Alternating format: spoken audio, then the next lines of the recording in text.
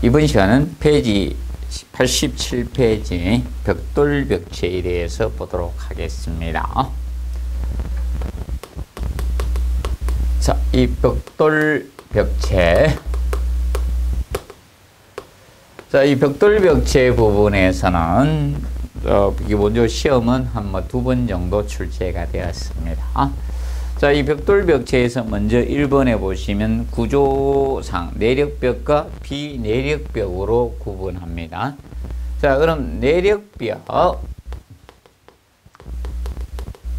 내력벽이라는 것은 보통 하중이나 외력을 지지할 수 있는 벽이라 보시면 됩니다.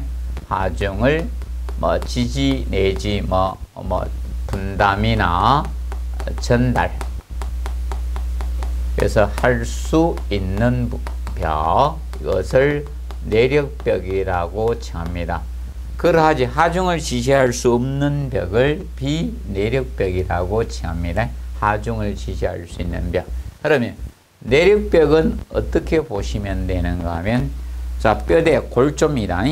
건축물을 축조할 때 이 골조를 뼈대를 짤 때 같이 짜 올라가는 벽은 내력벽이고요. 그리고 골조를 뼈대를 다 짜고 나서 나중에 추후에 설치되는 벽이 비내력벽이라고 보시면 되겠습니다. 자, 그래서 사람도 비계살이 추후에 많이 먹어서 찌는 것과 같이, 그래서 이 비내력벽은 골조를 짜놓고 나서 나중에 추가적으로 설치되는 벽, 이것이 비내력벽 개념이 됩니다.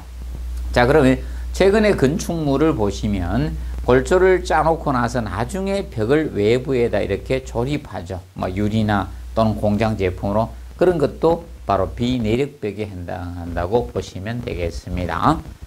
자, 그래서 2번에, 그래서 이 내력벽의 경우는 제한이 많은 거죠. 2번에 내력벽이 나오는데, 이 내력벽의 경우는 먼저 1번에 보시면 조적조 건물 2층 건물에서 2층 내력벽 높이 제한을 두고 있죠. 그래서 내력벽은 2층 벽에 높이 제한을 두고 있습니다. 벽에 높이 제한 규정을 두고 있습니다. 높이 제한.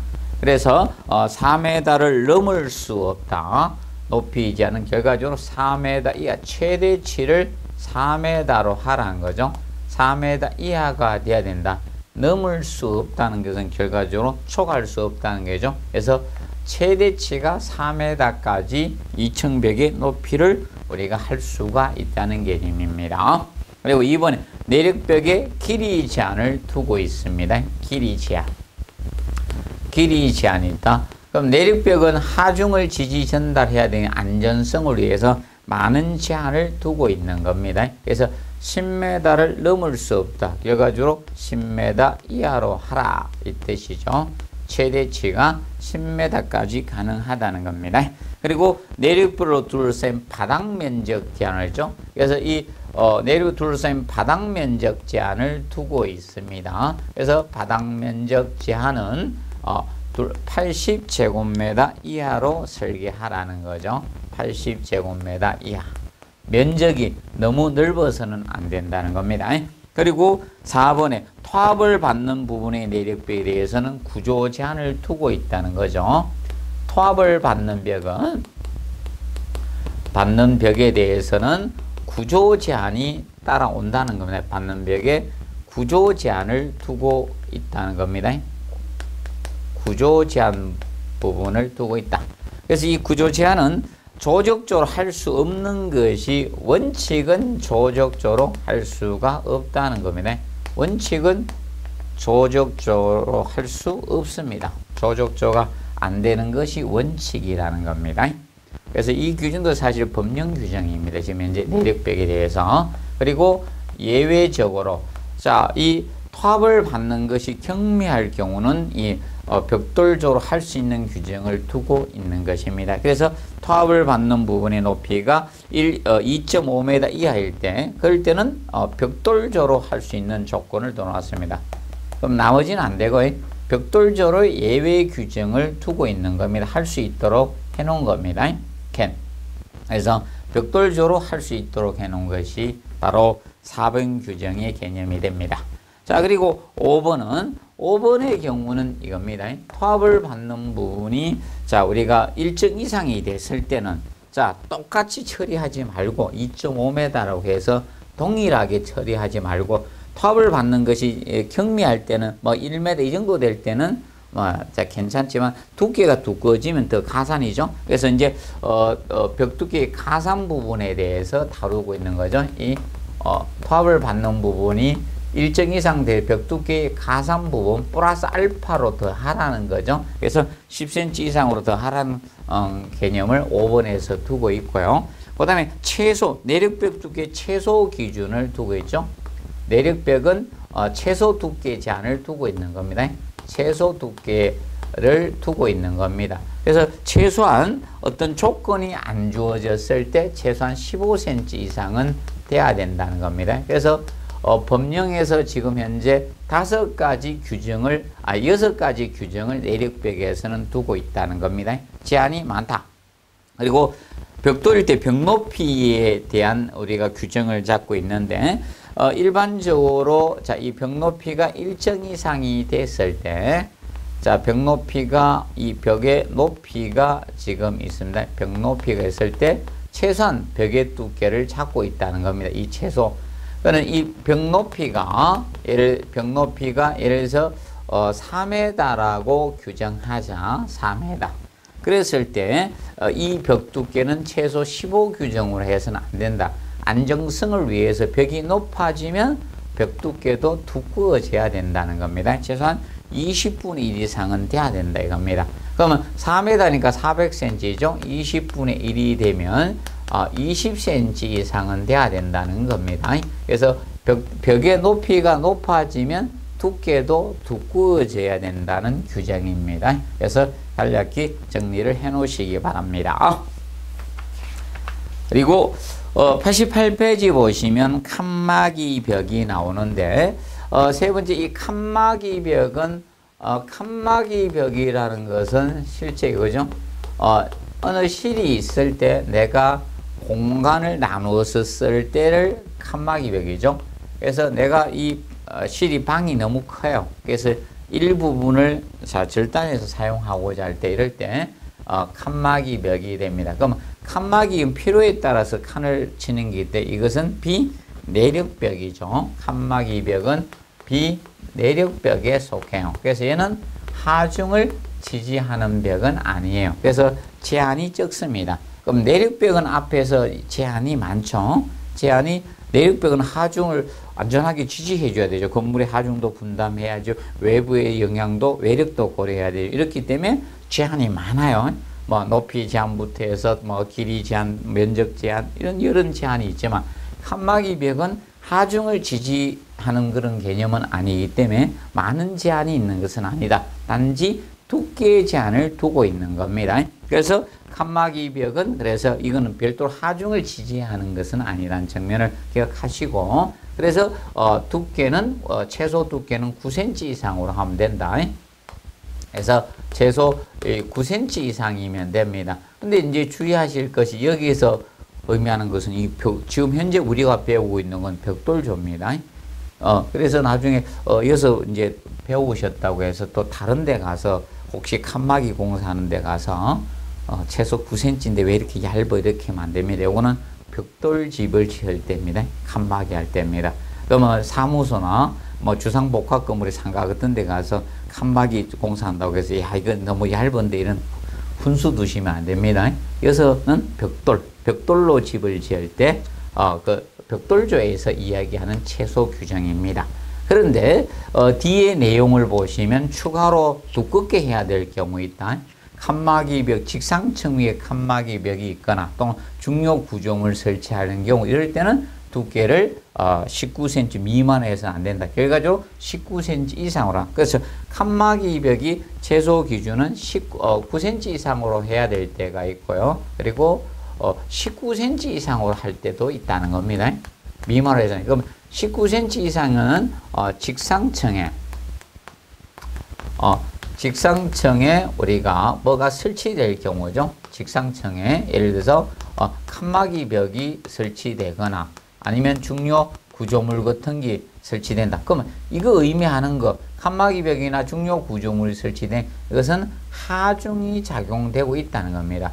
벽 위에 하중이 작용될 때는 두껍게 해주라 이 뜻입니다. 이것이 의미가 칸막이 벽이나 중요 구조물을 설치한 이 규정이 바로 의미하는 것은 하중이 작용되고 있을 때, 하중이 작용이 되면, 상부에 하중이 작용되면 두께 두꺼워져야 된다는 겁니다. 항상 9cm 이상으로 설계하는 경우가 아니라는 겁니다. 그래가지고 칸막이 벽, 이 칸막이 벽 두께는 결과적으로 이 하중에 따라서 달라질 수 있다는 겁니다. 그러면 하중이 보통 위에 직상층 칸막이 벽이 없거나 주요 구조물이 없으면 9cm 이상인데 작용하면 19cm 이상으로 한 것은 하중에 따라서 칸막이 벽의 두께는 달라질 수 있다는 규정입니다. 그래서 그걸 우리가 해석해서 꺼낼 수 있고, 그리고 예외 규정이 있다. 꼭 19cm 이상으로 하는 경우는 아니다. 만약에 테두리보가 설치되면 최소 9cm 이상으로 해주면 됩니다. 만약에 위에 직상층에 칸막이 벽이 설치되거나 주요 구조물이 설치되더라도 테두리보가 설치되면 그러하지 아니합니다. 그럼 9cm 이상으로 해줄 수가 있습니다. 그래서 이 테두리보의 이 설치 유무에 따라서 벽 두께는 달라질 수가 있습니다. 그래서 이 두 가지에서 칸막이 벽의 두께가 9cm야 19cm 이상으로 하느냐 이 규정이 달라질 수 있다는 거. 요거는 명심하실 거. 벽돌조의 규정이라는 점을 꼭 명심하시고 이걸 다른 구조에서 적용하시면 아니 됩니다. 여기에 대해서 정리를 해 두십시오. 그리고 4번은 조적식 구조인 내력벽의 두께에 대해서 그 법령 규정이 나오고 있습니다. 법령에서 내력벽 두께 기준을 거기 정하고 있습니다. 그러면 표가 두 가지가 나오고 있습니다. 내력벽 두께. 내력벽 두께는 최소 기준은 15cm 이상으로 하되 아래의 규정에 따라서 내력벽 두께는 달라질 수 있다는 겁니다. 그래서 이 내력벽 두께 두 표에서 우리가 다룰 수 있는 거 내력벽 두께를 몇 cm로 설계하는가 이 결정 요인에는 다음과 같은 내용들이 있다. 그러면 거기에서 돌출해서 위의 표에서는 건축물의 높이, 그 벽의 길이 청별해 가지고 표의 제일 좌측 상단에 나오고 있는 요것이 바로 무엇인가 하면 내력벽 두께를 결정하는 요인이 속하는 겁니다. 그러면 건축물의 높이 해가 우측으로 가보시면 5m 미만이야 5m 이상 11m 미만 11m 이상이 나오고 있죠. 그래서 건축물의 높이에 따라서 내력벽 두께를 달라질 수 있다는 거죠. 건축물의 높이가 영향을 주는 거예요. 그러면 5m 미만일 때가 틀리죠. 벽의 두께가 달라지고 있다는 겁니다. 그러면 건축물이 높으면 높을수록 벽의 두께는 두꺼워져야 된다는 겁니다. 그리고 벽의 길이죠. 벽의 길이가 영향을 줍니다. 내력벽 길이가 영향을 준다. 그러면 벽의 길이는 거기 보시면 8m 미만이야 8m 미만이 나오죠. 그래서 8m 미만과 8m 이상일 때 벽의 두께, 내력벽 두께는 달라진다. 그러면 벽의 길이가 길면 벽의 두께가 두꺼워야 되고 벽의 길이가 짧을 때 얇을 수 있다는 거죠. 그래서 벽의 길이가 영향을 주고 그 다음에 이제 청별 나오죠. 층수가 나오는 1층이야 2층이야 청별 층수가 영향을 주고 있다는 겁니다. 기억을 해 두시고요. 그런데 밑에 표를 보시면 밑에 표가 하나 더 나옵니다. 요 표는 거기에 바로 어떤 경우에 해당되는 거고 2번 해결하죠. 조적식 구조인 내력벽으로 둘러싸인 표 위에 보죠. 바닥면적 60제곱미터 넘는 경우는 내력벽 두께 각각 다음 표 두께 이상, 그 아래 표 두께 이상으로 하라 이겁니다. 그러면 위에 표가 60제곱미터 이하 바닥 면적하고 관계없을 때는 위의 규정을 따르고요. 근데 60제곱미터가 넘게 되면 건물이 위험성이 있으면 벽의 두께를 증가해 주라. 그래서 밑에 표가 바로 바닥 면적 60제곱미터 내리고 둘러싸인 바닥 면적 60 넘는 경우 초과되는 경우가 바로 하고 있는 것이 벽 두께입니다. 그래서 벽 두께가 단순화되죠. 그래서 60점 넘으면 또 두껍게 설계를 해주자는 겁니다. 그래서 알아두실 거 네 번째로 바로 이 법에서는 이 내력벽으로 둘러싸인 바닥 면적이 영향을 줘. 80제곱미터, 60제곱미터 이하냐, 60 초과에 따라 틀립니다. 둘러싸인 바닥 면적. 이 법령에서는 이 네 가지 요소에 따라서 자, 내력벽 두께가 달라지고 있다는 겁니다. 그래서 이 네 가지 요소를 알아두십시오. 내력벽 두께를 자 결정하는 그 요소에는 건축물의 높이, 대개 길이, 청별, 내력벽 둘러싸인 바닥 면적 네 가지 요소가 있습니다. 자, 그 점 명심해 두시고 앞으로 낼 수도 있는 파트라고 보시면 됩니다. 자, 그리고 하단에 표 하단에 보시면 조적식 구조인 내력벽으로 이중벽을 하는 경우 있죠. 위의 규정 중 자, 이 내력벽을 무조건 다 적용하겠다는 건 아니고요. 그러면 이중벽은 우리가 공간 쌓기 했었죠. 겹벽. 그러면 이렇게 벽을 이중으로 공사를 했다는 거예요.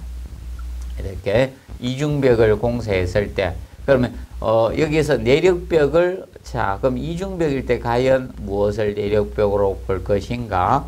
그래서 그 부분에 대해서 정의해 놓은 것이 바로 3번 개념이 되는 거예요. 자, 그래서 이 경우에는 이제 이중벽으로 공사했을 때는 우리가 하나의 내력벽에 대해서 이 양쪽 두 개를 다 내력벽으로 간주하지는 않겠다는 겁니다.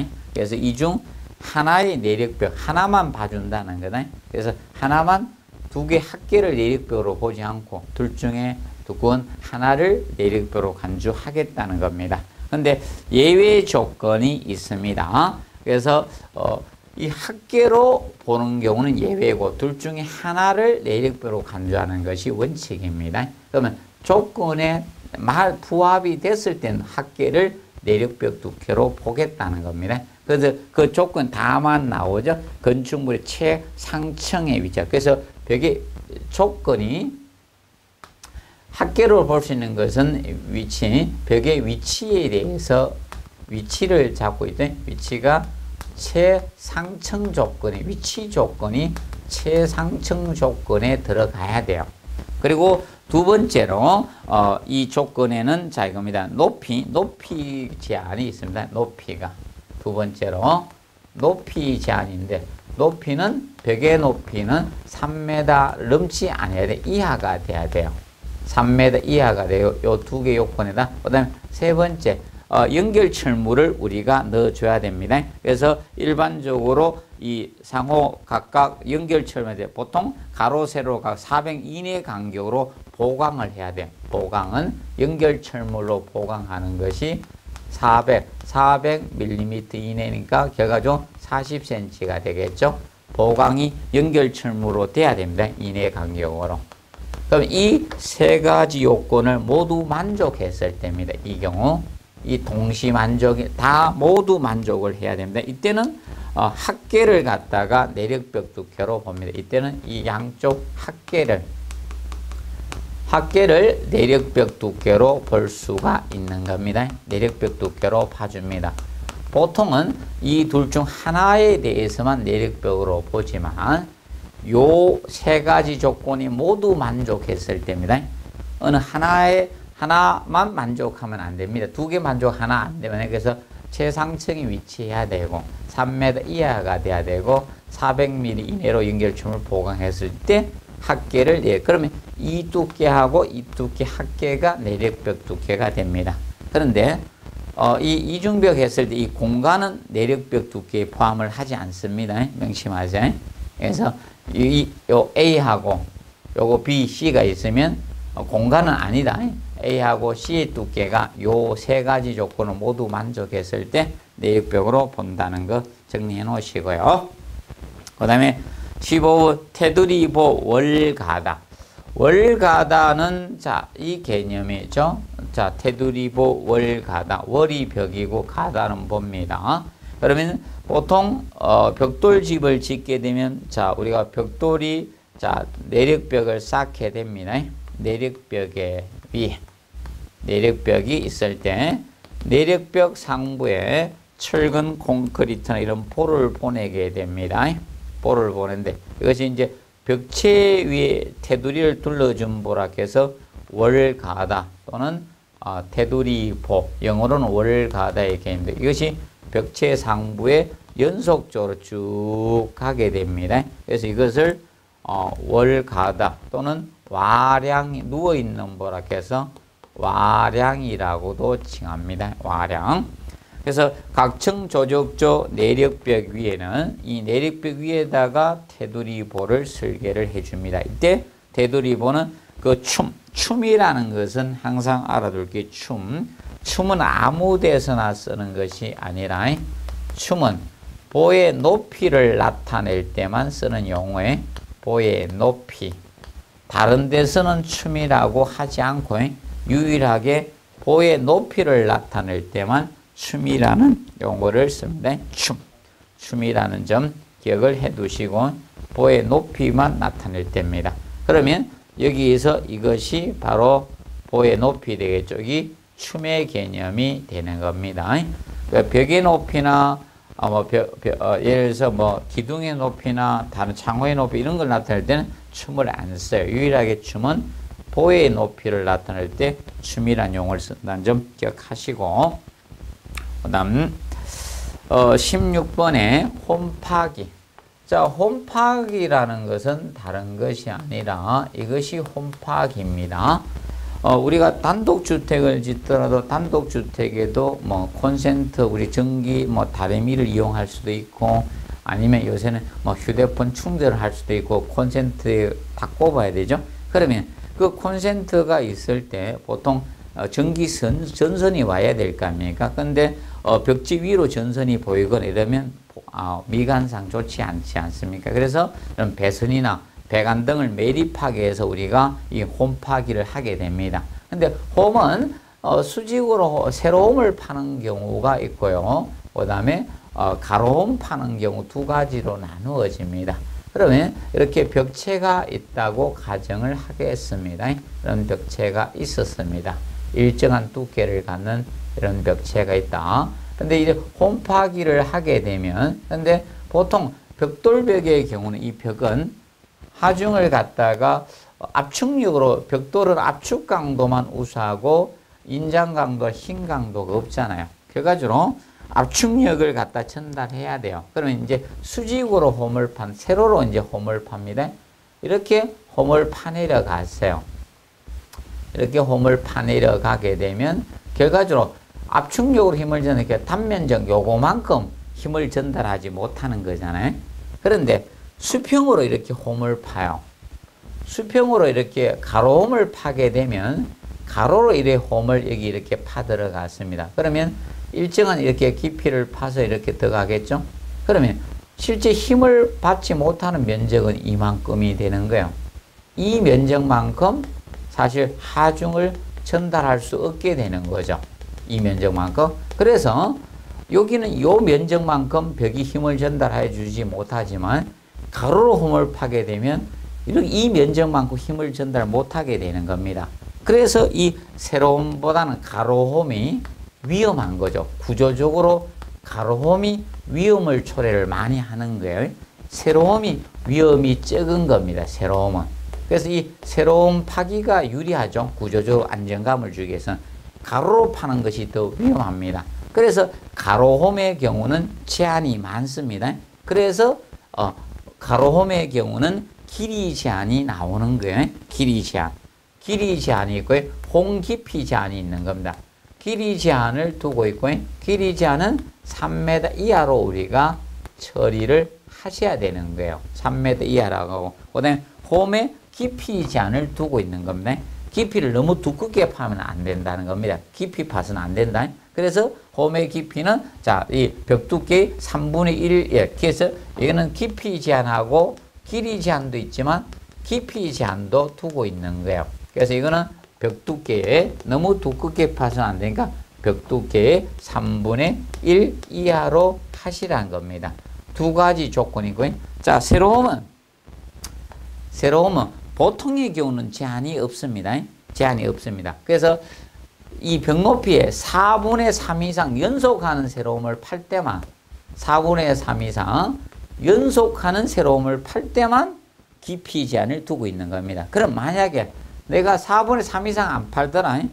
그러면 4분의 2 정도 파게 되면 또는 5분의 3 정도 판다. 이런 경우는 그럴 경우는 필요가 없다는 겁니다. 예, 깊이 제한도 없다는 겁니다. 4분의 3 이상 연속하는 세로움을 팔 때만 깊이가 벽 두께의 3분의 1 이하로 우리가 파라는 그런 제한밖에 없습니다. 그래가지고 구조적으로 홈파기를 할 때 주의할 것은 바로 이거입니다.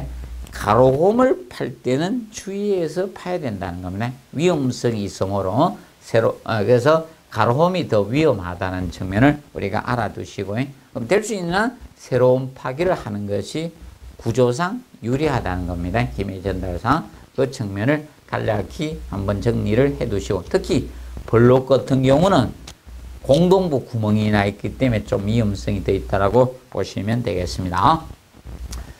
자, 그리고 17번에 벽돌 쌓기의 일반적 주의사항이 나옵니다. 벽돌 쌓기 일반적 주의사항. 사실 이 17번에 벽돌 쌓기 일반적 주의사항 이것도 표준 시방서 내용에 해당이 됩니다. 그래서 이 부분은 이미 2번 기출이 되었습니다. 2번 기출됐고요. 그래서 18회 시험부터는 제가 종합문제 지문 형태로 나온다고 했는데, 그러면 앞으로 벽돌 쌓기 종합문제가 나왔을 때 앞으로는 지문 형태로 아마 등장이 될 것 같습니다. 올해도 혹시 나오게 되면 종합문제 지문 형태라고 보시고요. 뭐 달달달 외운다는 개념이 아니라 그 문장을 읽으면서 간략히 이해를 해놓고 옳고 그름만 판단해 주시면 되겠습니다. 그래서 먼저 그 1번에 보시면 가로 세로 줄루는 너비는 도면이나 공사 시방서에 정한 바가 없으면 기본 10mm를 표준으로 잡고 있죠. 그래서 보통 이 줄루는 10mm가 표준이 되는 겁니다. 10mm를 표준 잡고 있습니다. 그러면 이거는 벽돌이나 블록 동일합니다. 벽돌 블록 다 표준 10mm를 잡고 있는 것이 기본입니다. 그래서 특별한 경우가 주어지지 않으면 10mm 기준이라고 보시면 된다. 그럼 예를 들어서 내하 벽돌이다 이런 조건이 주어지지 않았을 때는 10mm를 표준으로 잡고 있습니다. 그리고 세로 줄눈 개념, 이 세로 줄눈. 자, 이 세로 줄눈은 규정을 잡고 있는데, 그러니까 보통 가로는 공사의 용이성을 위해서 보통 평평하게 우리가 공사해야 되니까 이 세로 줄눈은 힘을 전달하냐 못하냐에 따라서 있기 때문에 세로 줄눈은 원칙은 통줄눈으로 해서는 안 됩니다.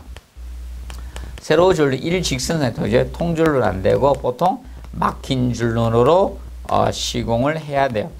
막힌 줄눈으로 시공을 공사해야 됩니다. 그래야지 하중 응력 분사를 할 수가 있습니다. 그래서 간략히 정리해 두시고, 그럼 요거는 자, 세로 줄눈을 무엇으로 하느냐, 통이야 막힌 줄눈이야, 이 개념을 정확히 여러분들이 이해를 해 놓으시면 되겠습니다. 정리해 놓으시고, 그 다음에 2번에 보시면 이 벽돌 쌓기법은 도면이나 공사 시방서에 정한 바가 없을 때는 영식 쌓기 또는 하란식 쌓기로 무방합니다. 왜냐하면 영식 쌓기하고 하란식 쌓기가 바로 통줄눈이 발생이 되지 않습니다. 그래서 영식 쌓기하고 하란식 쌓기로 하라고 표준 시방서에서 규정하고 있는 겁니다. 그래서 가장 튼튼한 쌓기가 영식 쌓기였고 모서리가 견고한 방식이 하란식 쌓기였죠. 둘 중에 하나로 하면 됩니다. 근데 우리나라는 거의 대부분 하란식 쌓기로 많이 하고 있습니다.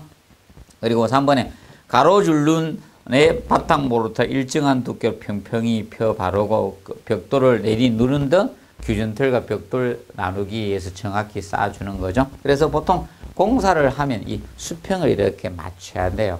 그래서 이런 그 규준을 잡기 위해서 뭐 규준틀을 설치하고 보통 옛날에는 이 수평을 맞추기 위해서 호스를 많이 이용했어요. 호스에다 물을 넣어서 그러면 여기 물른 거하고 물른 위치가 같은 위치가 되면 수평이 되잖아요. 그렇게 했고 최근에 뭐 요새 수평 맞추는 이런 틀을 갖다 딱 자긋한 게 있습니다. 거기 공기방울이 딱 들어 그걸 탁 놓으면 수평 여부를 알 수 있거든요. 그러면 이제 공사를 해나가요. 벽돌 나누기 딱 해서 해야 됩니다. 이 공사 못하는 사람들의 주특기가 이거죠. 벽돌 나누기 안 하고 막 싹 뒤에 가서 탁 자르고 이러면 안 됩니다. 그래서 정확히 이 벽돌 나누기를 해가지고 줄눈을 얼마까지 할 것인가 조절하거든요. 표준이 10mm겠지 꼭 10mm로 할 필요는 없거든요. 그래서 벽돌 나누기를 해서 될 수 있는 온장 사용이 되는 것을 기본으로 잡거든요. 그렇게 하고 있고 그다음에 네 번째 세로 줄눈 모르타는 벽돌 마구리면에 충분히 발라 쌓도록 하면 돼요. 그러면 결과적으로 이 개념을 의미하고 있는 거죠. 벽돌을 이제 표현해 주면 자 이렇게 길이 쌓기로 했다고 가정하면 이렇게 해서 길이 쌓기로 했습니다. 그러면 결과적으로 자 여기 이렇게 될 거 아닙니까? 벽돌을 이렇게 쌓게 되면 이 세로 줄눈 부분이 생길 거 아닙니까? 이 부분에 그러면 여기는 옆에 발라서 쌓아한 겁니다. 채워 넣지 말고 그래서 요 부분에 나중에 이 모르타르가 이 부분이 있을 거 아닙니까? 요 사이에. 그래서 요 부분은 우리가 보통 마구리란 것은 건축 부재 끝부분 면을 마구리라 했죠. 마구리. 그래서 이 마구리 부분은 충분히 발라 쌓도록 하면 되는데 옆에다 마구리 쪽에다가 충분히 발라가지고 채워 넣는 것이 아니라 충분히 발라서 옆에 탁탁탁 갖다 붙이면 된다는 겁니다. 그 개념을 이야기하고 있고요. 그 다음에 5번에 벽돌 각부와 가부지 동일한 높이로 쌓으려고 하고 일부 국부적으로 하면 안 된다. 그래서 동일하게 깎아서 뭔가 하면 보통 이 응결되는 시간에 따라서 이 굳는 그것이 달라지죠. 강도가 달라지니까 균일하게 쌓아 올라가는 것이 좋습니다. 그리고 6번 하루 쌓는 높이는 1.2m를 표준 잡고 있고 최대는 1.5m로 해주시면 되고 그 켜수 나오는 것은 표준형 벽돌로 계산한 겁니다. 표준형 벽돌 높이 57mm에다가 줄눈 10mm 그거 합쳐서 몇 켜를 쌓는 그 기준을 잡은 겁니다. 그러면 다른 벽돌로 하면 틀려져요. 켜수가. 그래서 요거는 켜수는 뭐 반드시 외우실 필요는 없고요. 요거는 표준형 벽돌로 정해 놓은 겁니다.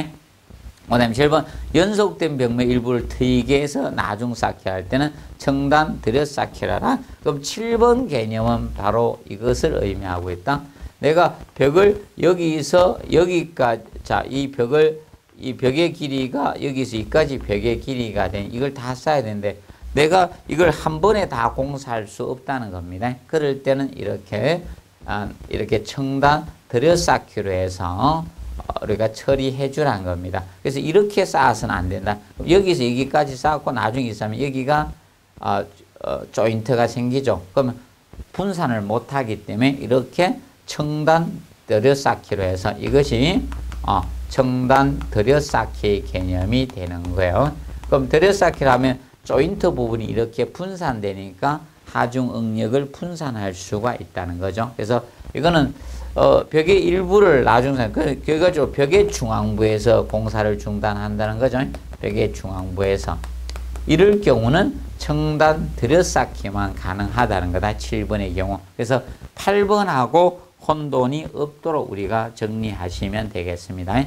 자, 8번에 보면 직각으로 오는 벽체를 한 편을 나중 쌓을 때는 청단 들여쌓기. 그럼 8번의 개념은 이거죠. 지금 현재 이렇게 됐다. 이 부분이다. 직각으로 오는 벽면이 있었다. 그러면 이 벽면과 이 벽면이 있을 때 이 부분을 어떻게 쌓느냐. 이 부분 쌓기를 바로 8번에 규정하고 있는 건 요거예요. 요 부분 쌓을 때. 그러면 원칙은 청단 들여쌓기가 원칙이라는 겁니다. 이 벽을 먼저 쌓고 이 벽을 나중 쌓을 때 그러면 이 부분도 원칙은 청단 들여쌓 모서리 청단 들여쌓기로 우리가 하면 된다는 겁니다. 근데 예외 규정을 두고 있다. 부득이 할 때 담당원의 승인을 받아서 예외 규정을 두고 있는 거다. 예외 규정은 자 바로 이 경우 있죠. 켜 걸름 한 켜씩 걸러서 들여서 쌀 수도 있다는 겁니다. 그래서 켜 걸름 들여 쌓기. 자 켜 걸름 들여 쌓기의 개념은 자 요렇게 쌓아주는 것이 켜 걸름 들여 쌓기의 개념이 됩니다. 한 켜씩 자 벽돌을 쌓아 올라갈 때 이것을 한 켜, 두 켜, 세 켜, 켜로 헤아립니다. 그러면 이런 식으로 해주라는 겁니다. 이렇게 벽돌을 한 켜씩 걸러서 쏙 들여서 쌓아주라는 겁니다. 이것이 켜 걸름 들여 쌓기고요. 자 아니면 자 보강철물을 활용해 주자는 거죠. 그래서 켜 걸름 들여 쌓거나 이음 보강철물을 사용해 주시면 된다. 이음 보강철물을 해 두시든지. 그래서 이런 방법으로 이 교차 부분, 직각 부분, 이런 모서리 부분의 처리는 이렇게 해줍니다. 자, 근데 연속되는 벽면을 나중 쌓기로 할 때는 이런 거 개념이 아니라 청단 들여 쌓기로 하고요. 요 경우는 이렇게 한다는 점을 구분 좀 해 두시면 되겠습니다. 그 다음에 9번 개념. 9번은 의미하는 것이 이거죠. 벽돌벽이 블록벽과 서로 직각으로 만날 때, 그거죠. 혼용이죠. 벽돌벽하고 블록벽을 혼용해서 쌓을 수 있다. 이 벽은 벽돌벽이고 여기는 블록으로 우리가 공사를 할 수도 있다. 그럼 여기는 벽돌벽으로 쌓는데 이쪽은 블록을 우리가 할 수도 있다는 거죠. 이랬을 때 어떻게 할 것인가 이겁니다. 그 규정을 두고 있죠. 그래서 이 만날 때 그럼 이 부분에다가 자, 이 부분 보강을 해주라는 겁니다. 그래서 이 경우는 연결철물을 블록 3단마다 해주라는 겁니다. 이 부분은 연결철물 가지고 보강을 해주라 이거예요. 이제 그 규정은 블록 3단마다 보통 블록도 보통 켜를 보통 한 켜, 두 켜, 세 켜 이렇게 다루는데 이 시방서에서는 단어로 한 겁니다. 블록 3단. 그럼 블록 3단이라는 것은 보통 높이가 하나가 보통 한 켜가 20cm가 됩니다. 그래서 60cm를 규정 잡고 있는 겁니다. 60cm 높이마다. 그럼 왠가 벽돌하고 블록의 크기가 차이가 있기 때문에 연결을 안 해주면 우리가 힘들어집니다. 그럼 보통 블록하고 벽돌의 차이가 무엇인가? 블록이 커요. 블록 하나는 높이가 190mm가 돼, 블록이. 근데 이제 벽돌은 작잖아요. 그렇기 때문에 블록 상켜가 되면, 벽돌 상켜가 되면 블록 한 켜 정도 높이거든요. 그래서 그 정도가 됩니다. 그래서 이제 블록 이 3단마다 해주나요? 그래서 보통 3단 60cm 정도마다 보강철물 써주라는 겁니다. 그럼 대략적으로 블록 3단 되니까 벽돌은 한 9켜 정도 되겠네요. 그 정도 됩니다. 9켜 정도 쌌을 때 해줍니다. 그래서 블록을 기준 잡고 있다는 점 우리가 봐두시기 바랍니다. 그리고 10번에 보시면 벽돌벽이 콘크리트 기둥과 슬래브 하부면과 그 사이 모르타르로 충분하게 이제 다져 넣어주라는 건데 이거는 다른 개념이 아니고 자 보통 이 개념이죠. 콘크리트 기둥이나 이런 거 만나면 실제적으로 이질 재료가 되죠. 예를 들어서 기둥이 있었다는 겁니다. 기둥이나 이게 뭐 보나 슬래버가 있었어요. 근데 이 재료들은 뭐 보나 아니면 슬래버가 될 수도 있는 거고요. 이렇게 되면 이 재료들은 보통 뭐 철근 콘크리트의 개념이 되는데 콘크리트 기둥이 있는데 슬래버나 이런 게 있는데 지금 현재 벽돌벽이죠. 그럼 재료가 틀려요. 얘는 콘크리트인데 이 벽돌 쌓죠. 그러면 결과적으로 이 두 부분에 이 조인트 부분이 있죠. 이 부분에 충분히 채워 넣어주라는 겁니다. 그것이 바로 10번 규정이 아니면 여기에 라인이 쫙 가거든. 균열이 많이 생깁니다. 그래서 충분히 그 부분을 모르타르로 충진해 주라. 사춤을 충분히 해주라 이 뜻입니다. 그리고 10번에 붉은 벽돌은 벽돌 하루 전에 우리가 물 축여줘서 충분히 물을 축여주시면 되겠습니다. 붉은 벽. 자, 붉은 벽돌은 점토죠. 흙을 가지고 만들어서 구워서 만든 게 붉은 벽돌이고, 그래서 하루 전에 벽돌 충분히 우리가 해서 수분 상태 되도록 우리가 준비해 주시면 됩니다. 우리가 봐두시고. 그런데 주의하실 것은 이겁니다. 일반적인 내화 벽돌은 물축임을 안 합니다. 내화 벽돌 개념. 이 내화 벽돌 보통 시멘트 모르타르로 축조해 가는 것들은 합니다. 근데 이 내화 벽돌의 경우는 시멘트 모르타를 사용하지 않습니다. 붉은 벽돌이나 시멘트 벽돌 이런 것은 시멘트 모르타르로 접착제를 써서 쌓아 올라가게 됩니다. 그런데 여기에서 내화 벽돌은 내화 모르타르나 이런 걸 써요. 시멘트 모르타르가 아니에요. 그렇다 보니까 그리고 뭐 내화 점토나 이런 형태로 가지고 쌓아 올라가요. 그렇다 보니까 이 접착 재료가 이거예요. 그래서 내화 벽돌은 물축임할 이유가 없는 거예요. 이것은 물축임을 안 합니다. 그걸 명심을 해 두시고요. 그리고 이제 시방서가 약간 바뀌면서 거기서 알아두셔야 될 것, 저 부분을 우리가 알아두십시오. 그래서 콘크리트 벽돌은 쌓기 직전에 물을 축이지 않습니다. 콘크리트 벽돌은 쌓기 직전에 물 축이지 않습니다. 그 측면 우리가 알아두시고, 보통 시멘트 제품일 때는 쌓기 직전에 하면 안 돼. 미리 축여 주셔야 된다는 거네. 시멘트 제품은 물에 시멘트가 녹아 나와요. 그러면 인체 해롭습니다. 그래서 쌓기 직전에는 물을 축여서는 아니 됩니다. 그러면 미리 사전에 물을 축여 놓으셔야 됩니다. 2, 3일 전에 미리 물 축여 놔서 표면선에 그 건조 상태에서 약간 작업을 해주는 것이 유리하다는 겁니다. 그 점 알아두시고요. 그 다음에 18번에 보면 이 보강벽돌 쌓기 부분도 표준 시방서 내용에 해당이 됩니다. 표준 시방서 내용이에요. 표준 시방서 부분에 작년에는 지문 한 줄만 땄습니다. 그래서 느낌이 18회 때 안 좋아서 제가 학원 늦게 수업할 때는 이 부분을 좀 해드렸는데 지문 한 줄 땄습니다. 그래서 앞으로는 혹시나 나올 수 있으니까 해 두셔야 됩니다. 그러면 이 표준 시방서 내용인데, 그럼 보강벽돌이라는 것은 일반 벽돌을 의미하는 건 아니고요. 일반 시멘트 벽돌, 붉은 벽돌 쌓는 게 아니고, 이거는 중공벽돌이라는 게 있어요. 중공벽돌. 그래서 구멍이 난 벽돌입니다. 이렇게. 크기는 다양합니다. 구멍이 많을수록 보통 규격이 커집니다. 규격은 뭐 외우실 필요 없고, 이렇게 벽돌에 이렇게 구멍이 나 있어요. 이렇게 해서. 그럼 구멍 한 개 나면요, 10인 겁니다. 네, 이렇게 해서. 여러분들이 알고 있는 구멍이 아니에요.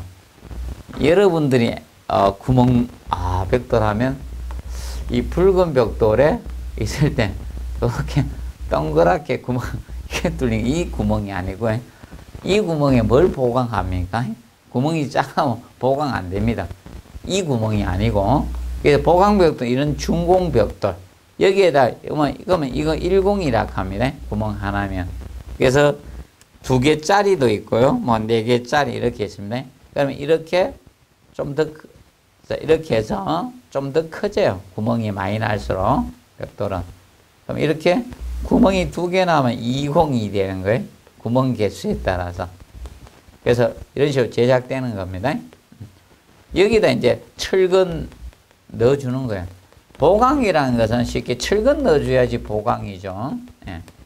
그래서 여기 구멍이 그럼 20이고 뭐 4개 있으면 40이고 이렇습니다. 구멍 개수. 그럼 여기다가 철근 넣어주고 뭐 그라우트 채워주는 겁니다. 뭐 콘크리트 모터를 가지고 채워주는 이것이 보강 벽돌 쌓기가 됩니다. 그래서 1번에 벽 종건. 종건이라는 것은 세로건. 예. 그래서 여러분이 읽으시는데 용어가 색달라서 표준 시방선 읽기 힘든 부분이 많은데, 그래서 그게 종건.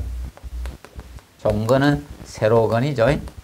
세로건이 바로 수직철건이 종건이고, 행건은 가로건입니다. 행건이 수평건. 그래서 이 가로건, 가로철건, 이 행건입니다. 그 조립에 대해서 해놨습니다.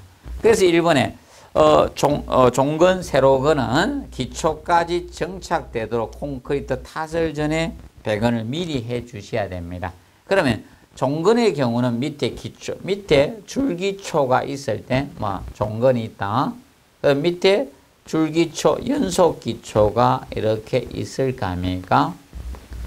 조적조의 기초는 우리가 줄기초, 연속기초는 이것이 있어요. 미리 배건해 놔야 돼요. 그러면 결과적으로 이거죠. 이 기초 콘크리트를 타설하기 전에 미리 이 종건, 철근이 배건이 돼 있어야 된다. 종건은 미리 묻어놓고 콘크리트 타설을 해야 된다. 그러면 여기에 자 철근이 예를 들어서 이렇게 있겠죠. 종건, 수직근이 있어 미리 배건해 놓고 나서 콘크리트 타설이 이 종건, 세로건은 기초보에 콘크리트 타설 이전에 미리 배건을 있어야 돼. 그래서 타설 전에 미리 배건을 해야 됩니다. 그 점을 우리가 1번은 좀 정리를 해 놓으시기 바랍니다. 그리고 2번 보시면 벽체 부분의 철근은 굵어지면 안 됩니다. 그래서 일반적으로 이거죠. 이 굵어지는 하나가 굵은 것보다는 사실상 이겁니다. 철근을 많이 써주는 게 더 유리합니다. 그래서 너무 굵으면 여기 넣어서 피복 두께 유지하기도 곤란하기 때문에 너무 굵은 철근을 쓰는 것은 안 좋고요. 그래서 가는 철근을 좀 많이 넣어주는 것이 좋습니다. 그리고 기본적으로 이 벽이 흔들리면 지진이 왔을 때 이게 흔들리죠. 흔들리면 이것이 전단력을 받습니다. 그래서 내진 기준이 돼 주셔야 된다. 종건은. 그래서 가로건보다는 이 세로건, 종건이 더 중요합니다. 그럼 보통 조적조가 행력에 약한데 그래서 그 보강을 위해서 이 보강벽돌 쌓기 개념이 있는 겁니다. 기억을 해 놓으시고요. 그 다음에 4번의 우곽부는 이런 용어가 좀 힘들죠. 우곽부 툭 튀어나오니까 우곽부는 쉽게 모서리 부분이라 보시면 된다. 우곽부 시방서를 읽으려고 해도 각자 공부를 하려고 해도 용어가 너무 어려워서 모릅니다. 또 찾아본다고 또 나오는 것도 아니고 쉽게 이거는 모서리 부분이라 보면 돼. 모서리 우곽부 이런 부분을 뜻해요. 우곽부. 그래서 미 T형 합성부의 행거는 종건을 구속하도록 배건을 우리가 해주시면 되겠습니다. 그리고 5번에 철근의 피복 두께는 20mm, 2cm를 기준 잡습니다. 자, 그래서 나중에 보강 블록조에도 피복 두께가 2cm고 동일하게 2cm로 갑니다. 명심하실 것 같이 가주시면 됩니다. 근데 얘는 칸막이 벽은 약간 다릅니다. 조건에서 나오죠. 공자갈 콘크리트 또는 모르타르로 충전한 경우는 10mm 이상. 그러면 보통 칸막이 벽이라는 것은 비내력벽이라 했죠. 그렇기 때문에 예외 조건을 둘 때는 우리가 1cm 이상, 10mm 이상 해주면 되지만 기본 내력벽의 경우는 최소 2cm 이상을 우리가 확보해 주라는 것이 바로 5번입니다. 그래서 그 규정이 약간 차이가 있다는 점 알아두시고, 그 다음에 91페이지 보면 그 벽돌 쌓기 부분이 나오죠. 뭐 거의 비슷합니다. 일반 쌓기나. 그래서 여기서 벽돌 쌓기는 별도로 뭐 외우실 필요는 없고, 뭐 정확도 그냥 한번 읽어 두시면서 거기 3번에 보면 벽돌 일일 쌓기 높이 똑같죠? 1.5m 이하로 해주시면 됩니다. 그 다음에 3번에 보시면 3번, 4번에 보시면 공동부에 이 공동부가 있을 때 모르타르 충전 방법을 3번, 4번에 언급하고 있습니다. 그러면 축차 충전이 있고 청고 충전 개념 두 가지가 나오고 있죠. 충전에 대해서. 그래서 이 축차 충전하고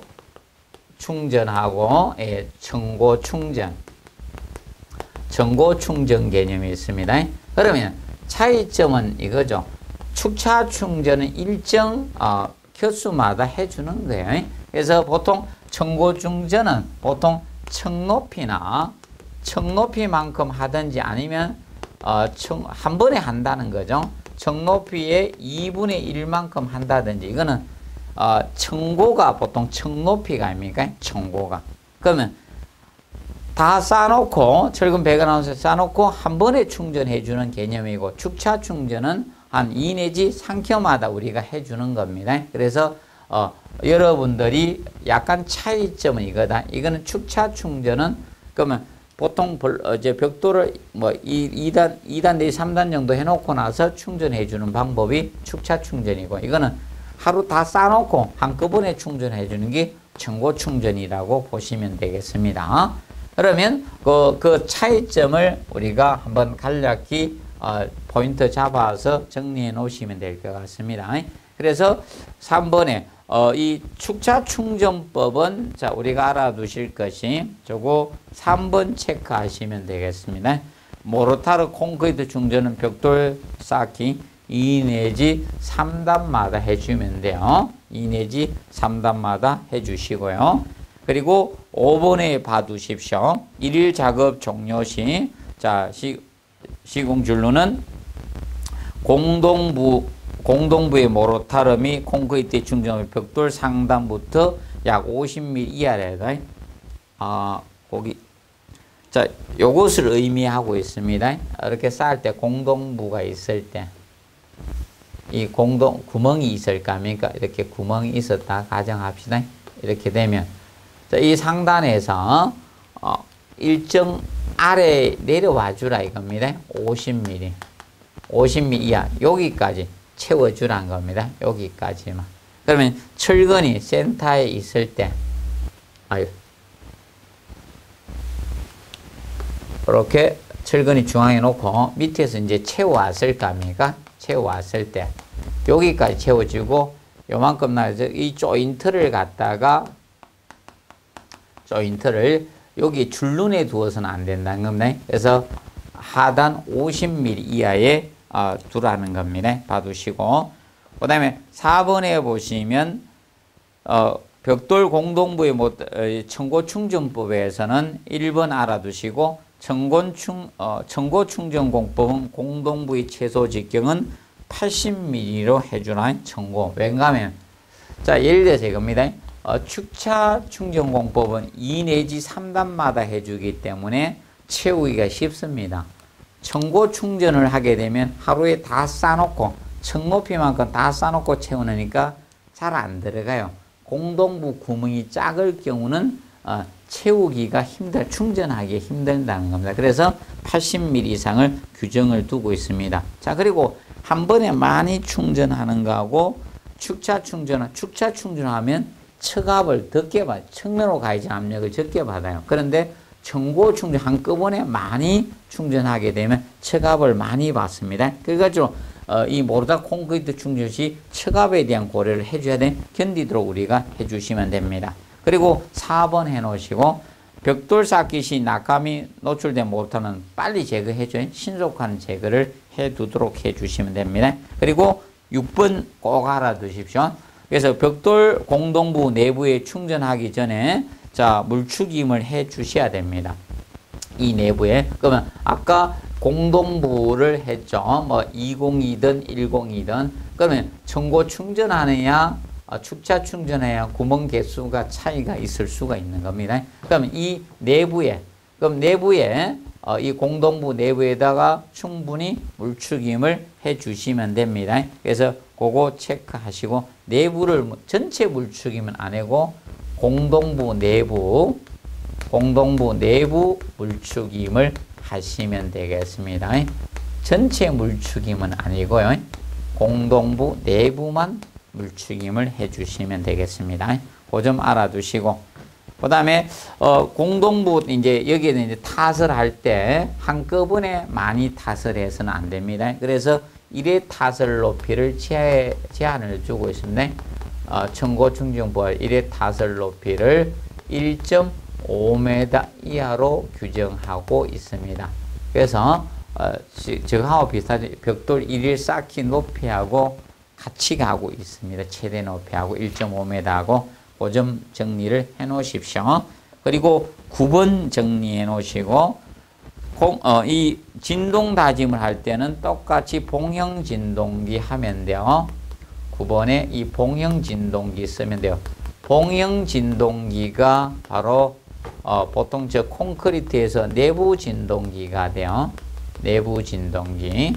그래서 이 막대형으로 생긴 내부 진동기를 사용해 주시면 됩니다. 그래서 각 층마다 우리가 사용해 주시고요. 그다음에 그 하부가 선단은 끝부분을 선단이라고 합니다.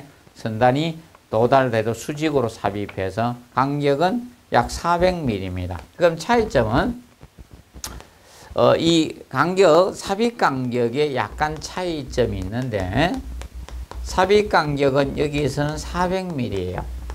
40cm 이하가 되고 400mm고 근데 이 보강블록 벽돌에서는 이런 400mm 제한을 두고 있지만 콘크리트 일반 탓을 할 때 철근 콘크리트에서는 이 삽입 간격이 500mm입니다.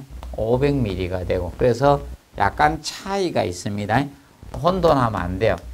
보통 철근 콘크리트 탓을 할 때는 500mm 이하가 기준이고요. 근데 이 보강벽돌 쌓기에서 기준 잡는 것은 이겁니다. 400mm 이하가 되면 40cm 이하입니다. 그래서 삽입 간격에 차등이 있다는 점 혼돈해서는 아니 됩니다. 조금 주의해서 접근을 해 주시면 됩니다.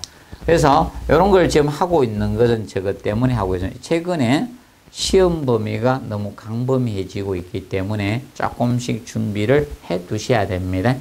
이 정도까지는 한번 언급이 될 수 있기 때문에 18회 시험에도 지문 한 줄을 따서 냈기 때문에 그래서 이 정도는 조금 정리를 해 두시기 바랍니다. 그래서 이번 시간에는 여기서 마무리하고요. 다음 시간에 벽돌벽체 균열부터 해서 백화나 이런 부분에 대해서 다루도록 하겠습니다. 자, 수고 많으셨습니다.